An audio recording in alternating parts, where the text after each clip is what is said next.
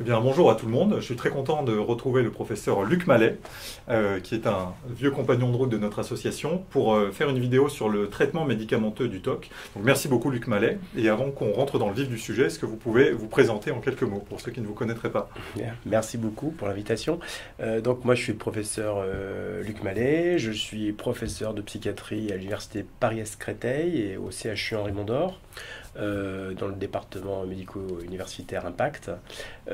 Et puis je suis chercheur à l'Institut du cerveau, où nous nous trouvons actuellement, et je suis également professeur associé à l'Université de Genève en Suisse. Et donc je travaille depuis des années pour essayer de comprendre et proposer des innovations thérapeutiques pour aider les personnes qui souffrent d'un trouble obsessionnel compulsif. Et qui sont, hélas, nombreuses. Alors, la première question, avant qu'on rentre un peu dans le vif du sujet, c'est, puisque finalement les gens ne sont pas très bien éduqués à la question des antidépresseurs, quelles sont les différentes catégories d'antidépresseurs qui existent? Alors, les différentes catégories d'antidépresseurs se distinguent selon le type de neurotransmetteurs sur lesquels ils agissent en fait. Donc à partir de là, vous allez avoir des antidépresseurs par exemple qui ont trait à la transmission sérotoninergique. Ça va être le cas effectivement des traitements qui concernent le TOC, et on va en reparler après. Donc ce qu'on appelle des inhibiteurs de la recapture de la sérotonine. Mais il y a des antidépresseurs qui agissent par exemple sur la noradrénaline, donc qui sont des inhibiteurs de la recapture de la noradrénaline, des inhibiteurs de la capture de la dopamine. Donc il y a tout un tas d'antidépresseurs qui agissent sur ces différents systèmes. D'autres antidépresseurs, par exemple comme les IMAO, sont des antidépresseurs qui inhibent des enzymes qui dégradent ce qu'on appelle les monoamines, qui sont les grands neuromédiateurs du cerveau, donc la dopamine, la sérotonine et la noradrénaline, par exemple, et qui donc, en inhibant leur dégradation, permettent de promouvoir leur action. Et puis, il y a un certain nombre d'antidépresseurs qui agissent différemment, qui agissent directement par des agonismes ou des antagonismes de certains récepteurs. Certains sont sur des récepteurs sérotoninergiques, comme les 5-HT2A par exemple, mais d'autres agissent sur d'autres systèmes, notamment par exemple sur les systèmes alpha-2 adrénergiques. En étant antagonistes de ces récepteurs, ils arrivent finalement à promouvoir la transmission noradrénergique. Et puis il y a de façon un petit peu plus confidentielle certains antidépresseurs qui agissent par exemple sur les systèmes mélatoninergiques avec des agonistes de récepteurs à la mélatonine. Quelles sont celles, vous avez un peu répondu, mais qui sont efficaces ou qui sont prescrites, en particulier contre le TOC? Là, il s'agit essentiellement des inhibiteurs de la recapture de la sérotonine et même des inhibiteurs spécifiques de la recapture de la sérotonine, pour la plupart, qui ont une autorisation de mise sur le marché pour l'indication dans le TOC. Alors, je profite de votre question pour dire tout de suite que le terme antidépresseur, effectivement, et c'est une très bonne question parce que c'est comme ça qu'on rentre pharmacologiquement dans cette catégorie, mais comme je l'explique aux patients qui viennent me voir, je ne prescris pas les antidépresseurs, mais je prescris les anti-obsessionnels pour ce qui me concerne. Et la caractéristique de la prescription de ces antidépresseurs sérotoninergiques, Les fameux ISRS. les ISRS, pour les TOC, en fait, c'est à des doses bien supérieures à celles qui sont utilisées dans la dépression. Et donc, probablement, en tout cas, on peut soupçonner que ça fait appel à des mécanismes qui sont neurobiologiquement différents, en fait. Mais donc, il s'agit bien d'anti-obsessionnels, c'est-à-dire que selon les produits, souvent, c'est à peu près 3 fois la dose maximum que l'on donne dans la dépression qui est utilisée pour avoir une efficacité dans le trouble obsessionnel compulsif. D'accord. Et sans être trop technique, concrètement, ces ISRS, ils agissent comment sur le cerveau? Ça joue plutôt sur les obsessions. L'idée serait plutôt d'empêcher qu'il y ait des obsessions, mais dans le cerveau, qu'est-ce qui se passe? Alors, phénoménologiquement, même en disant que ça agit plus sur les obsessions que les compulsions, je pense qu'on pourrait, enfin, même ça, scientifiquement, c'est difficile finalement à distinguer. D'abord, il est difficile des fois de distinguer réellement dans la phénoménologie qu'est-ce qui a été au début, dans une histoire d'une personne qui présente un TOC depuis l'enfance, par exemple. Il n'est pas évident que ça ait commencé par les obsessions. Il y a même des hypothèses, c'est des théories qui sont discutables, comme quoi les compulsions viendraient les premières et que les obsessions sont presque une tentative de donner du sens. Bon, c'est un peu extrême. La réalité clinique de nos patients, c'est que voilà, souvent c'est en même temps, ou en tout cas les obsessions précèdent les compulsions, mais c'est pas forcément la réalité. Pour ce qui est de l'action sur le cerveau, alors là, je crois qu'il faut être extrêmement prudent et surtout. Là, c'est un message que je ne voudrais pas que ça inquiète les personnes, mais c'est un message scientifique. Et le message scientifique, il est toujours empreint d'une certaine prudence et surtout, on doit accepter ce qui n'est pas facile pour éventuellement des personnes que ce que nous savons est faux. Et que la science progresse comme ça. C'est-à-dire que nous avons une représentation des systèmes et nous avançons, et en fait, la science passe son temps à démontrer que ce qui était l'hypothèse précédente n'est pas tout à fait juste et qu'il faut préciser le modèle. Aujourd'hui, le fait que ce qui est indéniable, ce sont les données cliniques. Les données cliniques montrent que les inhibiteurs de la capture de la sérotonine améliorent des symptômes de TOC chez des personnes qui en souffrent. Ça, c'est sûr. Pour autant, est-ce que la science confirme que c'est sur le système sérotoninergique que la cible doit être mise pour traiter le TOC? Là, je dirais pas du tout. C'est-à-dire, en fait, on n'en sait rien. Alors, peut-être on ne sait rien, c'est un petit peu excessif. On va dire qu'on a des éléments pour penser qu'il y a des dysfonctions sérotoninergiques du système sérotoninergique, mais ce sont des éléments souvent périphériques qui ne sont pas corrélés réellement à un dysfonctionnement cérébral objectivé en lien avec les symptômes. Or, ce qui est à comprendre, c'est que lorsqu'on agit sur le système sérotoninergique dans le cerveau, on va toucher en fait en cascade d'autres systèmes. Et notamment un système qui peut-être est plus à même d'être concerné dans le TOC, qui est le système glutamatergique. Le système glutamatergique, ce sont l'essentiel des synapses dans le cerveau, mais elles sont particulièrement impliquées notamment dans des circuits qui nous intéressent pour le trouble obsessionnel compulsif, qui sont ces circuits qu'on appelle cortico-sous-cortico, c'est-à-dire de la surface du cerveau vers la profondeur, avec des petites structures dans la profondeur, qui notamment sont liées à la régulation des comportements automatiques. Et là, on comprend où on veut venir. Quand ces comportements sont déréglés, quand il y a des surconditionnements de certains comportements qui sont inadaptés, c'est une façon de voir le TOC avec un certain nombre de choses qui viennent. Or, lorsqu'on peut moduler ces boucles, on peut avoir une amélioration. Or, le système glutamatergique est très impliqué dans la régulation de ces boucles, et il se trouve aussi que le système glutamatergique est impliqué dans des pistes un petit peu génétiques, sans dire qu'il y a une piste génétique dans le TOC, parce que c'est beaucoup trop simplissime, et le TOC est beaucoup plus complexe que ça, mais il y a des pistes. Et puis aussi, le système glutamatergique est impliqué dans les phénomènes de plasticité, et ça c'est beaucoup plus intéressant. C'est-à-dire que une hypothèse, peut-être fausse, j'en suis désolé, mais une hypothèse que l'on peut faire aujourd'hui, c'est que peut-être que le fait de donner des IRSS à très haute dose permettrait d'induire des phénomènes de plasticité dans ces boucles, mais finalement avec une finalité peut-être plus glutamatergique ou même peut-être plus tout simplement neuroplastique au niveau des circuits. Et que sans doute il a pu être un peu dit, mais de façon excessive, que c'est pas un dérèglement sérotoninergique qui est à la cause du TOC. Ça, on le sait. Parce qu'il y a des hypothèses finalement aussi pour les dérèglements dopaminergiques, pour d'autres systèmes dans le TOC, et aucun de ces dérèglements à un niveau global n'explique la complexité du TOC, qui est une somme de choses, de circuits, de dérèglements, de facteurs psychologiques et de facteurs biologiques. On ne sait pas exactement tout ce que ça implique, tout ce que ça entraîne, mais on constate que ça marche. Bon, on va retenir ça. Maintenant, on va rentrer un peu plus dans le vif du sujet, et toutes les questions que je vais vous poser, globalement, ce sont des questions qui émanent des groupes de parole qu'on anime, des retours, des questions que nous posent les malades. La première question, c'est: est-ce qu'un traitement médicamenteux peut être suffisant pour traiter seul le TOC, sans qu'il y ait besoin de faire une TCC? Est-ce qu'on peut se rétablir du TOC, guérir du TOC avec un seul traitement médicamenteux? Et autre question, comment est-ce que vous faites le choix entre une TCC seule, un traitement médicamenteux seul, ou les deux en même temps? Alors, la réalité de la situation clinique, c'est que dans un certain nombre de cas, des personnes vont en fait avoir les deux traitements, c'est-à-dire la thérapie cognitivo-comportementale et l'inhibiteur de la capture de la sérotonine. De fait, ce n'est pas notre sujet aujourd'hui, mais j'en profite pour le redire, le premier traitement du TOC efficace, c'est la thérapie comportementale et cognitive. De fait. Et je vais aller peut-être même presque plus loin et dire quelque chose qui là aussi scientifiquement est peut-être un peu faux, mais jusqu'à présent est assez juste, c'est que c'est le seul traitement curatif. C'est-à-dire que c'est le seul traitement qui agit sur le phénomène de déconditionnement de ces comportements surappris qui peuvent être des pensées ou des comportements.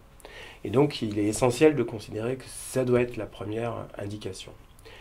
Alors, en pratique, effectivement, on peut être amené, du fait, par exemple, de formes plus sévères, du fait de difficultés à suivre une thérapie comportementale et cognitive de façon satisfaisante, soit, et on peut le regretter, par un défaut d'accès, par manque de thérapeute, par des problèmes financiers. Bon, ça existe, mais c'est la réalité. Soit pour d'autres raisons, pour des raisons qui sont propres au sujet qui souffre, c'est-à-dire par exemple une difficulté d'exposition ou une absence de réactivité émotionnelle à une exposition, donc qui rend le travail beaucoup plus difficile, un certain nombre de situations font que on peut être amené à prescrire, même seul, parce qu'il n'y a pas accès par exemple à la thérapie ou que la personne est incapable de s'exposer à la moindre situation. Donc il peut arriver que l'on prescrive seul un antidépresseur, un anti-obsessionnel, et que celui-ci peut fonctionner. Ça arrive. Mais la plupart du temps, on essaie, au mieux, de plutôt utiliser le traitement comme un adjuvant, comme une aide à ce que la rémission, la guérison ou l'amélioration se fasse avec la thérapie comportementale en parallèle. Est-ce que ça veut dire, et peut-être que j'anticipe sur une question que je voulais vous poser après, que le jour où je schématise, où on arrête de prendre l'anti-obsessionnel, l'ISRS, en fait on n'est pas vraiment guéri et que les symptômes vont revenir parce qu'on n'a plus cette aide chimique Alors ça c'est une question à laquelle on va répondre de façon très personnalisée. Les données de la littérature, les données scientifiques, elles sont assez claires. Quand on veut arrêter un anti-obsessionnel, mettons, on prend une hypothèse où l'anti-obsessionnel a fonctionné, c'est-à-dire il y en aura une amélioration. Une amélioration, donc ça veut dire suffisante, c'est-à-dire au moins 30-35%, voire 40%, ou encore mieux que 50% de diminution des symptômes. On peut arrêter le traitement généralement chez les personnes qui ont fait une thérapie comportementale et cognitive et qui ont eu une efficacité de cette thérapie. C'est-à-dire que le schéma habituel de conduite de traitement, c'est qu'on met en place un traitement avec par exemple une thérapie qui se met en place, qui fonctionne bien, avec un méthode qui a nécessité pour une raison peut-être de sévérité des symptômes ou de détresse émotionnelle qui impose à un moment donné que l'on essaie de mettre en place des dispositions pour aider la personne. Et on a une rémission suffisante, en tout cas une amélioration suffisante du TOC qui se maintient. Au bout d'un an de ce maintien, il est tout à fait légitime de se poser la question d'arrêter le traitement, qui ne doit bien sûr pas s'arrêter d'un seul coup, mais très progressivement. Et simplement, là, les données de littérature montrent que on ne va pas pouvoir prévoir ce qui va se passer. C'est-à-dire que chez un certain nombre de patients, ça va être de toute façon difficile quand même de l'arrêter. C'est-à-dire qu'on va voir réapparaître des symptômes. Ce qui ne veut pas dire que la personne est dépendante du traitement. Il n'y a pas de dépendance qui se crée à la prescription d'inhibiteurs de la recapture de la sérotonine. Mais en revanche, ça veut dire que le traitement agit bien par lui-même sur quelque chose et que ce quelque chose, on n'est pas passé après. Pour un certain nombre de patients, au contraire, un certain nombre d'habiletés, de savoir-faire qu'ils auront acquis pendant la thérapie comportementale vont leur permettre de gérer un certain nombre de choses psychologiques qui vont faire que cet arrêt va être possible. Et donc ça, c'est vraiment ce que montre la littérature, c'est que les personnes chez qui on peut arrêter le traitement en tout cas, c'est celles qui ont fait une TCC. Et celles-là, on peut essayer d'arrêter. Pour autant, toutes ces personnes ne pourront pas arrêter. Et par contre, quelqu'un qui n'a pas fait de TCC, qui a eu un IRSS qui a été prescrit avec une bonne réponse à cet IRSS, là, il est très probable que l'arrêt puisse être possible s'il ne fait pas de TCC. D'accord. Il y a cette image de béquille. C'est un terme qui revient beaucoup, l'image d'une béquille. Est-ce que c'est pas complètement faux? Non, c'est pas complètement faux. L'image de la béquille est pas mal parce que la dynamique d'un traitement d'un patient qui est avec un thérapeute comportemental, qui va avoir ce premier rôle, le fait de voir le traitement comme une béquille, c'est pas mal parce que la béquille permet un temps de vous aider et théoriquement, on doit avoir l'idée qu'on peut l'arrêter. Alors, dans les difficultés à arrêter le traitement par IRSS, signalons que donc, il n'y a pas de dépendance chimique à ces produits. En revanche, on peut penser, mais je ne sais pas comment on pourrait l'appeler, une dépendance psychologique, ou est-ce que ce n'est pas au niveau aussi un nouveau symptôme, une nouvelle pensée du TOC qui reprend contrôle et qui va induire par exemple des pensées de doute ou d'incertitude chez la personne qui va dire « mais si j'arrête mon traitement, est-ce que ça ne va pas revenir ?» Et ça, je dirais que quand il y a ce type de pensée, ça doit être travaillé avec le thérapeute. Dans le cadre de la TCC. Dans le cadre de la TCC, pour permettre d'arrêter le traitement médicamenteux, en fait. Et ne pas le subir juste comme quelque chose de chimique, en fait. Oui, bien sûr. au moment du diagnostic, est-ce que vous utilisez des questionnaires d'évaluation et suivant la gravité du trouble et de l'existence possible de comorbidité, est-ce que vous pouvez faire appel à un clinicien pour conforter le diagnostic? Ça peut arriver, mais c'est pas du tout systématique dans notre pratique clinique. Alors déjà, il faut juste que les personnes comprennent qu'il y a des outils, ce qu'on appelle de screening, qui vont permettre de différencier, par exemple, tel ou tel type de trouble psychiatrique. Puis après, il y a des outils qui vont être des outils d'évaluation soit pour qualifier le type de symptomatologie, mais aussi la quantifier. Puis après, des outils de suivi. Alors, donc il y a des outils qui peuvent être des auto-questionnaires qu'on peut donner aux patients à remplir. On peut procéder à des évaluations, notamment, tout le monde connaît de nom au moins la fameuse Y-Box, qui est le standard de l'évaluation, 40 points, voilà, bon, qu'on peut être amené à faire. Mais c'est pas, je veux dire, c'est pas une nécessité. C'est-à-dire que ça peut être un plus pour avoir des marqueurs un petit peu objectifs de l'évolution d'un patient. Mais c'est quelque chose qu'on peut faire aussi dans la pratique clinique en se mettant d'accord avec le patient sur l'auto-évaluation qu'il a de son trouble. Et donc, c'est pas absolument pas nécessaire. Ça, on peut être amené à demander à un psychologue, psychothérapeute ou expérimenté de procéder à une évaluation au moyen d'outils qui permettront d'avoir un bilan. Mais c'est pas du tout systématique et je dirais que c'est pas du tout une obligation. D'accord.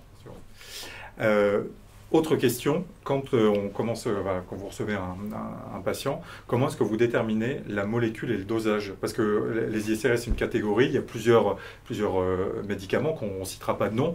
Comment est-ce que le psychiatre décide de la molécule qui va être proposée et du dosage? Oui, alors il faut accepter qu'il y ait un aspect très empirique de ces choses-là. Car ce qu'on constate, c'est que si vous voulez, quand on fait des grandes analyses, des analyses avec beaucoup de patients, beaucoup de données, on n'arrive pas à montrer qu'il y a une différence statistique d'efficacité entre ces différentes molécules qu'on ne citera pas, mais qui sont ces différents IRSS qui ont des profils assez différents quand on fait une étude. En pratique clinique, la réalité est un petit peu autre, car en réalité, on voit très bien qu'il y a une hétérogénéité, mais qui est liée à certaines personnes, c'est-à-dire qu'en fait, c'est là où la science ne nous a pas encore fourni tous les outils, par exemple d'analyse peut-être génétique, ou d'analyse de la façon dont on métabolise ces médicaments, puisque ces médicaments ont des voies métaboliques, notamment dans le foie, qui sont un petit peu différentes. On peut très bien imaginer qu'il y a des profils de métabolisation qui sont différents, et que telle ou telle molécule pourrait être plus adaptée à telle ou telle personne. Mais on n'a pas de biomarqueurs qui nous permettent de faire ça. Donc on est obligé de tâtonner, et en fait souvent on est guidé aussi par le fait, est-ce que cette personne a eu ce traitement antérieurement, est-ce qu'il avait marché, est-ce qu'au contraire il a vu ce traitement, il a vu des effets secondaires, alors on va éviter évidemment. Et puis après il y a certaines caractéristiques selon ces molécules, leur demi-vie, le fait qu'ils ils ont une polarité plus sédative que d'autres, qui sont théoriquement assez peu sédatifs, les inhibiteurs de la recapture, même très peu, mais ils peuvent avoir des petites finesses qui peuvent permettre de faire un choix de la molécule et puis de la dose qui généralement est commencée, on cible une certaine dose qui est donc importante par rapport aux antidépresseurs, c'est-à-dire qui est 2 à 3 fois la dose maximum dans la dépression, et puis on s'ajuste à la tolérance due à cette dose et éventuellement on peut aller sur des doses supérieures, mais ça se fait progressivement sur plusieurs semaines. Et donc le choix est guidé par l'intuition aussi. Ça peut être aussi guidé par des choses de bon sens, qui est qu'un praticien va avoir l'habitude d'utiliser plutôt 2 molécules que 2 autres. Et en fait, la bonne pratique médicale montre qu'il a intérêt à utiliser les molécules qu'il connaît le mieux, parce qu'il va plus anticiper les difficultés, des signes, des effets secondaires ou des choses, sachant que finalement, dans la littérature, l'efficacité est globalement la même entre les molécules.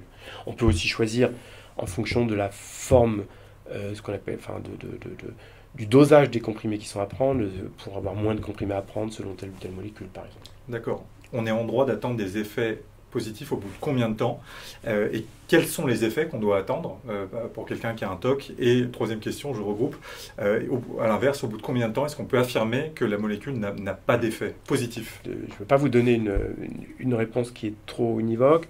Généralement, les effets sur les symptômes obsessionnels demandent 4 à 6 semaines au minimum à agir, mais des fois plus, des fois 10 à 12 semaines.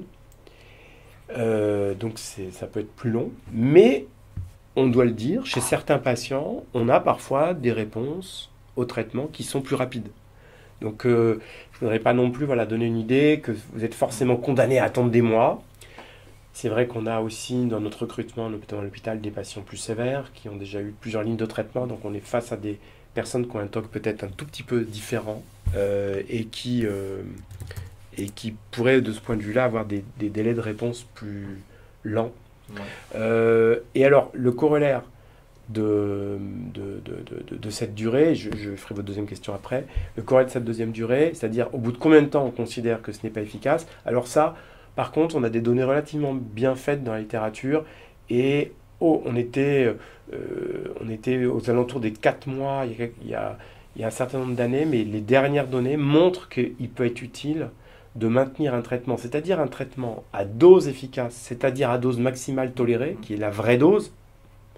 C'est-à-dire que bien souvent, on voit arriver des patients qui disent qu'ils ont un traitement, mais on s'aperçoit qu'ils n'ont pas eu peut-être la dose anti-obsessionnelle la plus optimale.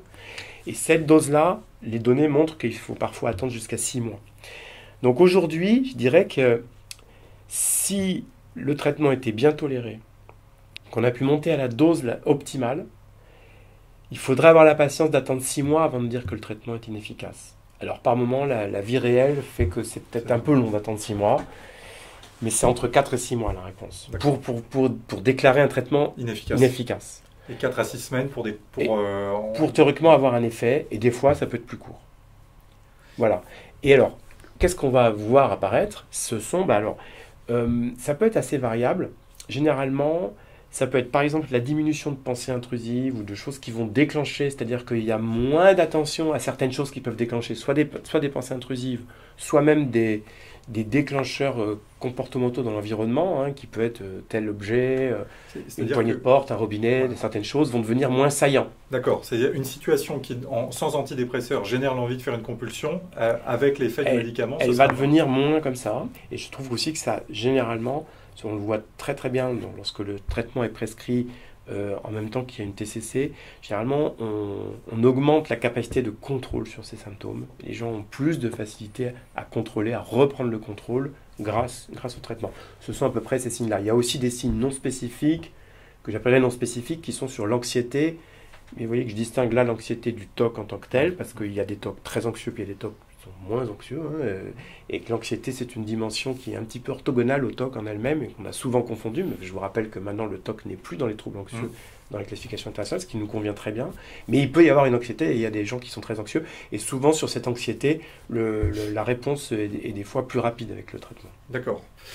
Autre question très importante qui revient tout le temps, quels sont les effets secondaires qu'on risque avec cette catégorie d'antidépresseurs? Alors, les effets secondaires, il faut préciser qu'avec les inhibiteurs de la recapture, disons très spécifiques, il y a quand même beaucoup moins d'effets secondaires qu'avec la molécule mère qui a donné lieu à tous ces travaux chez le TOC, qui était la clomipramine, que les gens connaissent de nom, qui est un tricyclique, qu'on peut citer, qui est vraiment historique, et qui sert encore par moment dans des formes résistantes, mais qui a beaucoup d'effets secondaires dus à sa structure pharmacologique, puisque il n'est pas de la classe des IRSS.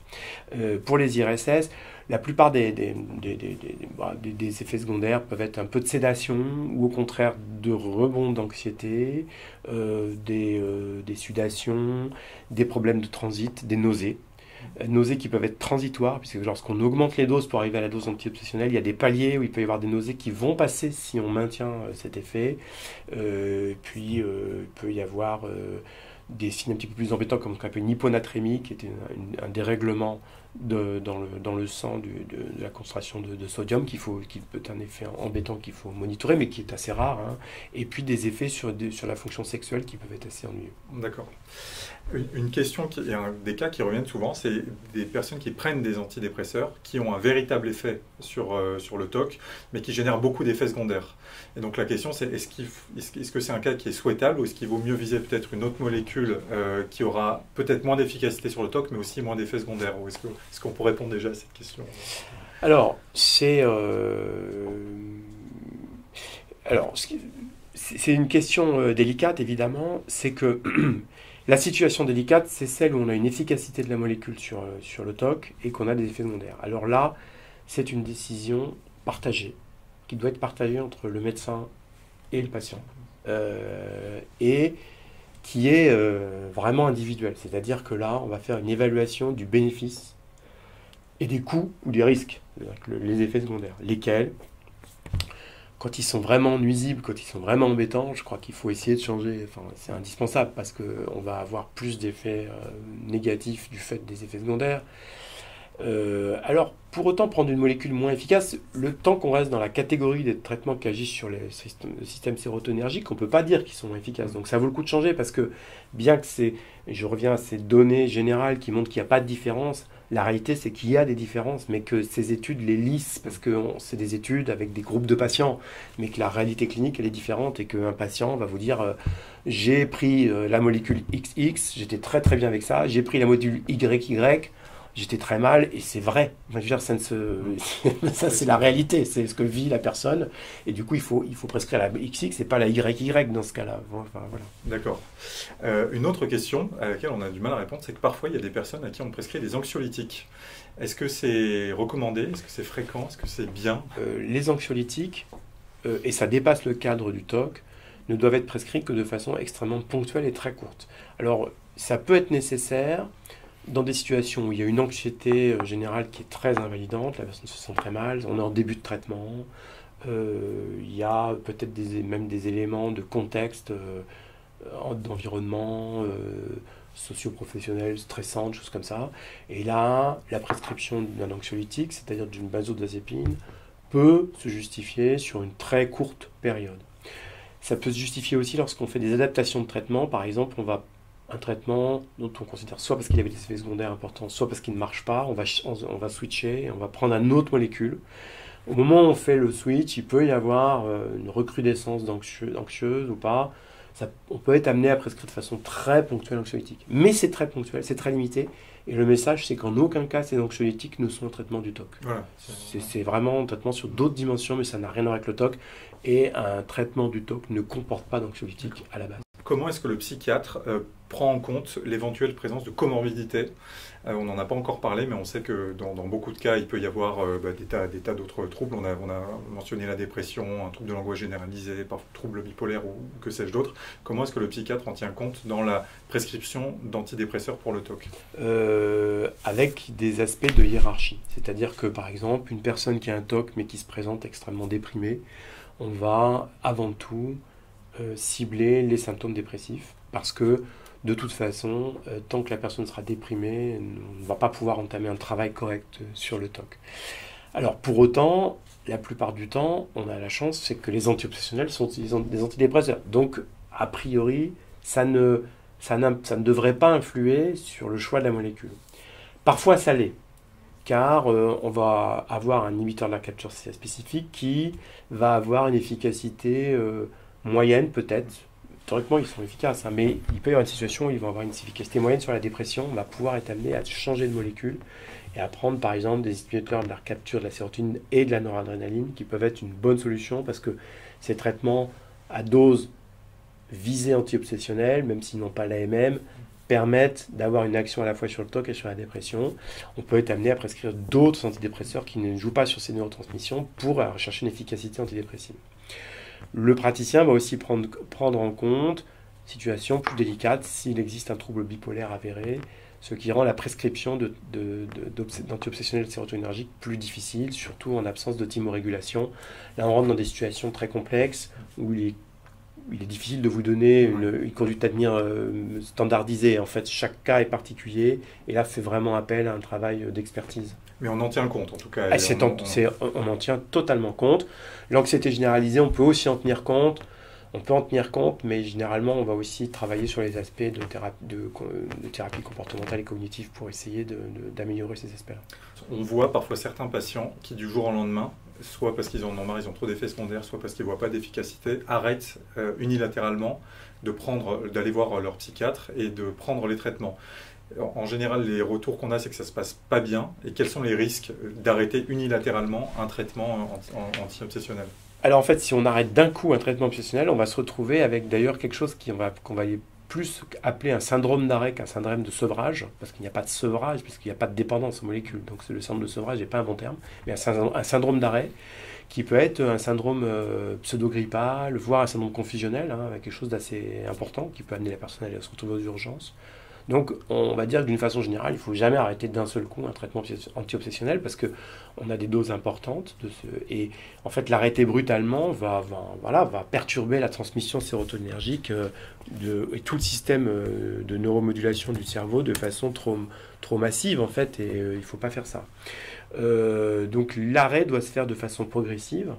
Mais par contre, un arrêt peut se faire de façon progressive à ce moment-là sans aucun danger, en fait, même si on va distinguer ce qui est la reprise des symptômes, ce qui est donc l'échec de l'arrêt dans une perspective de stratégie dont on a parlé tout à l'heure, mais il n'y a pas en soi une reprise des symptômes, mais il n'y a pas d'autre danger en fait. Mais par contre, l'arrêt doit être concerté et il doit être progressif. Et les symptômes que vous avez décrits quand on arrête brutalement, ils arrivent au bout de combien de temps? Nous, on a vu des gens où en fait la claque, entre guillemets, arrive au bout de 2 mois ou 3 mois. Est-ce que ça peut... Alors, ça doit être possible, effectivement, avec certaines formes des IRSS qui ont des demi-vies très longues, puisqu'on a vraiment dans les molécules une différence dans les demi-vies, c'est-à-dire la vitesse à laquelle le produit est dégradé et est présent.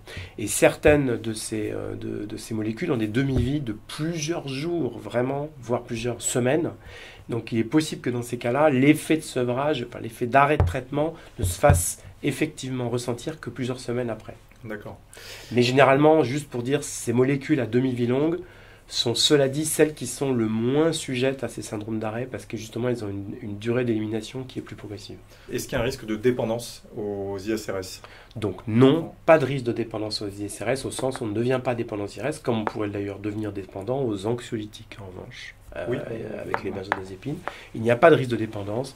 Si des symptômes réapparaissent, c'est que le traitement est efficace et que le TOC est toujours là à l'œuvre. Quand il y a une TCC qui se passe bien et qu'il y a un traitement médicamenteux, au bout de combien de temps est-ce que le thérapeute peut envisager de diminuer les doses d'ISRS?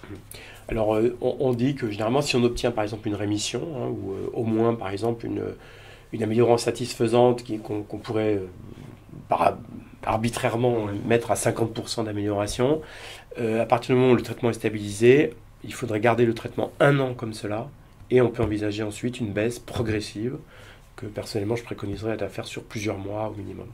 Et autre question qui n'est pas très loin, est-ce qu'il faut obligatoirement arrêter le traitement médicamenteux s'il n'y a pas d'effet secondaire, que ça marche bien? Est-ce qu'il faut nécessairement arrêter les antidépresseurs? Alors c'est une question, là aussi, je vais revenir à cette notion de décision partagée. C'est vraiment une décision partagée entre le médecin et la personne. Et elle doit être partagée, elle doit être discutée au cas par cas. Le bon sens médical, c'est de dire si on peut arriver à baisser, à supprimer un traitement, c'est mieux. C'est mieux. C'est mieux de ne pas prendre quelque chose que de le prendre, c'est sûr, voilà. Mais on doit juger aussi de l'impact si jamais les symptômes reviennent. Est-ce que la personne est prête à... D'où ce travail en amont avec le psychothérapeute pour travailler l'arrêt possible et pour aborder l'arrêt dans les meilleures conditions possibles. Mais si le patient décide, parce qu'il est plus serein avec cette idée de garder le traitement médicamenteux, manifestement il n'y a pas de danger? Non. Ou est-ce que, non, les données, parce qu'on a des données très anciennes maintenant sur ces IRSRS, et c'est vrai qu'on n'a montré aucun effet à long terme délétère de cette prescription.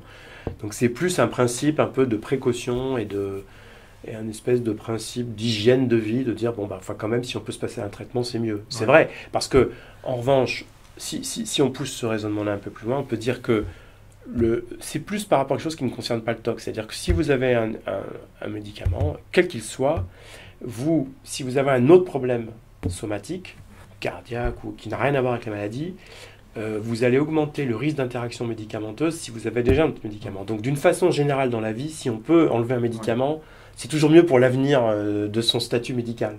Oui, bien sûr. Mais il n'y a pas de risque fondamentalement. Mais il n'y a pas de risque fondamentalement à le garder. Même à vie. Même à vie, il n'y a pas de risque. D'accord.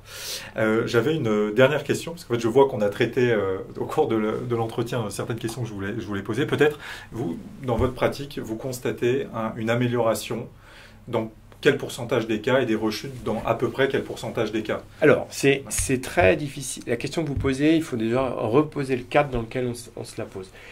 Au niveau d'une pratique, alors moi je ne suis pas en cabinet, je suis à l'hôpital, mais au niveau de sa pratique à soi, c'est quelque chose qui est très difficile. Alors, d'autant que la population de patients qu'on reçoit est très... Moi je reçois essentiellement des patients résistants, donc oui, si je ça vous donne les chiffres, biaise beaucoup. Ça va être très très effrayant pour les gens, parce que par essence, les patients qu'on nous envoie, c'est des patients qui ont résisté à différentes phases. Donc je ne vais pas prendre mes statistiques parce que c'est autre chose. Voilà. Mais en revanche, mais cette question-là, elle est très pertinente et elle est très complexe en fait. Et il y a très peu de données dans la littérature qui permettent de vraiment évaluer ce que vous posez comme question, qui est une très bonne question. C'est-à-dire dans un cadre naturalistique, c'est-à-dire quelqu'un qui vit, qui travaille, qui va dans son cabinet, qui a fait une TCC, quel va être le vrai taux de réponse? Alors, on a quand même des données et l'idée c'est que quand le traitement est bien mené, on va avoir ce qu'on considère 60 à 70% de réponse, c'est-à-dire de plus de 35% de baisse des symptômes. C'est-à-dire que dans 60% des cas, il y a au moins 35% d'amélioration. Voilà. Et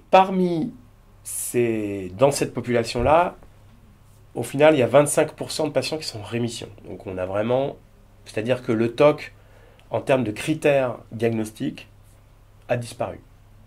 Au sens où on ne peut plus faire le diagnostic de TOC, où il est passé à quelque chose de négligeable, moins d'1 heure par jour, une demi-heure, ou quelque chose comme ça qu'on va considérer vraiment négligeable. Donc voilà. Mais c'est 60 à 70% de réponse. Voilà.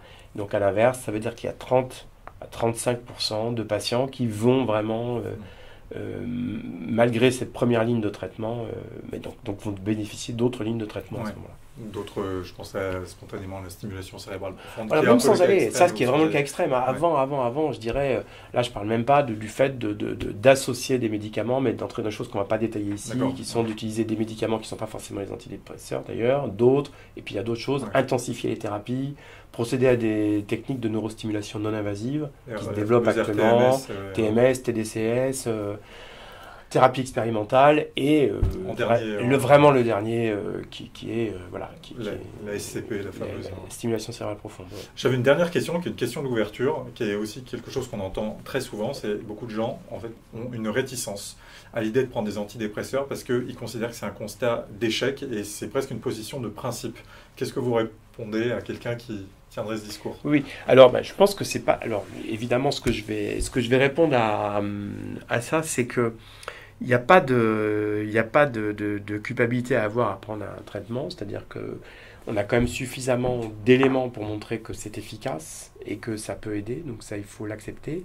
Et ensuite surtout, c'est qu'il faut comprendre que même prendre un traitement, c'est une démarche active en fait. Donc la personne qui va faire la décision de prendre un traitement, c'est très courageux de sa part, elle s'engage aussi, donc elle n'a pas à avoir de culpabilité et de vivre ça comme un échec.